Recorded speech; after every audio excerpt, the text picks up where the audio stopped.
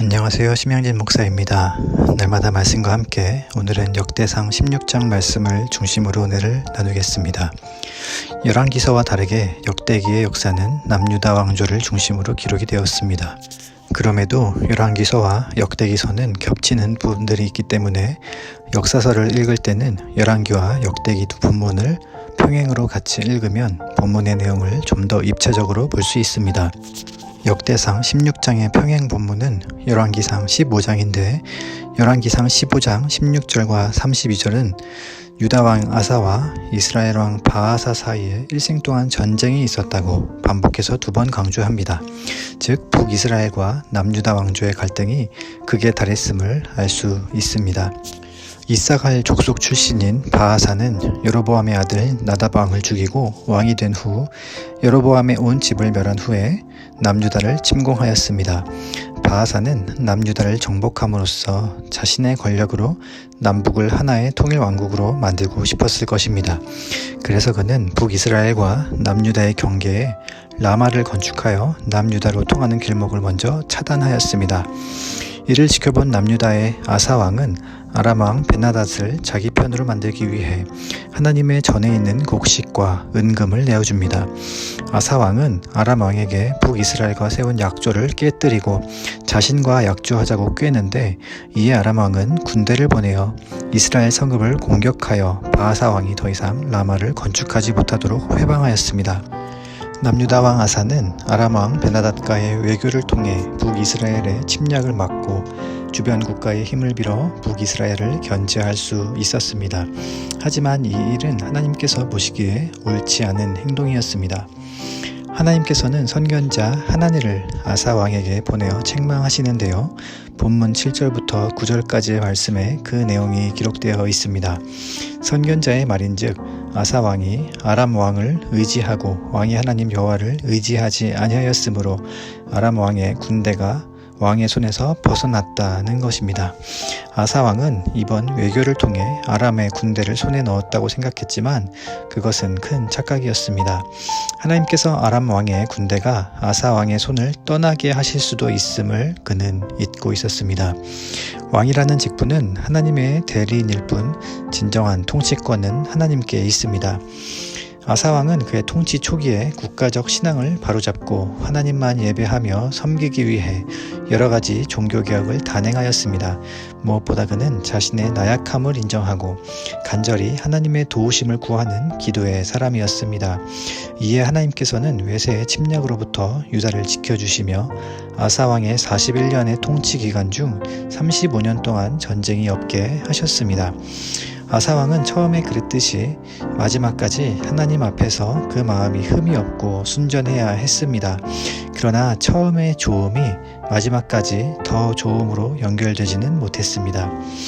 왜 아사 왕은 하나님께 도움을 구하지 않고 외세의 힘을 빌리게 되었을까요?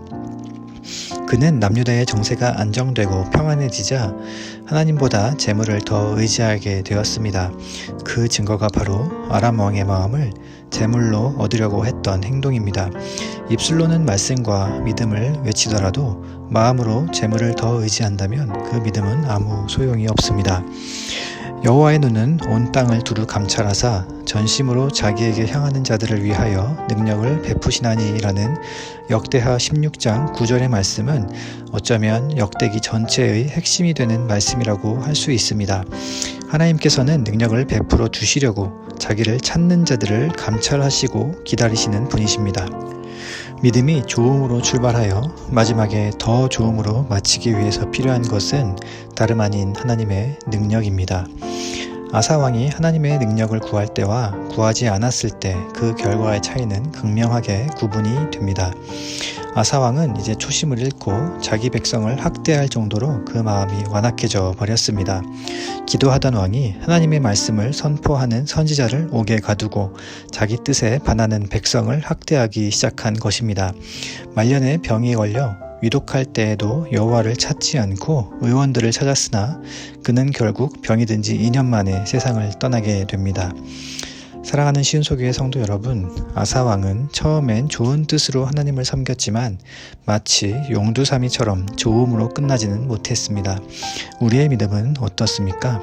믿음의 시작이 좋았다면 인생의 마침표를 찍는 그 순간에는 더 좋아야 될 줄로 믿습니다. 사도 바울은 빌립보서 3장 13절에서 14절에 믿음 안에서 성공의 비결을 이렇게 고백합니다.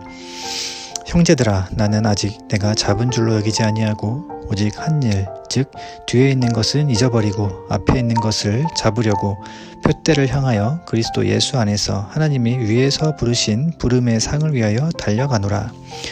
우리는 지난 세월 동안 우리의 작은 믿음을 통해 역사하신 하나님의 위대한 구원을 기억하며 송축해야 합니다. 하지만 이와 동시에 뒤에 있는 모든 일들은 잊어버리고 앞에 있는 것을 잡기 위해 표대를 향해 부름의 상을 위해 달려가야 할 줄로 믿습니다. 이것이 좋음에서 더 좋음으로 나아가는 위대한 여정을 완수하는 유일한 방법입니다. 하나님께서는 처음보다 나중을 더욱 복되게 하시는 분이십니다. 우리 믿음과 신앙이 좋음에 안주하지 않고 더 좋음으로 나아가 범사의 예수 그리스도께까지 자라게 되기를 소망합니다. 함께 기도드리겠습니다. 살아계신 하나님 아버지, 하나님의 눈은 온 땅을 두루 감찰하사 전심으로 자기에게 향하는 자를 위하여 능력을 베풀어 주시는 분이심을 알게 하심을 감사합니다. 우리의 신앙의 여정이 좋음에서 좋지 않음으로 끝나지 않고 좋음에서 더 좋음으로 나아가야 할 줄로 믿습니다.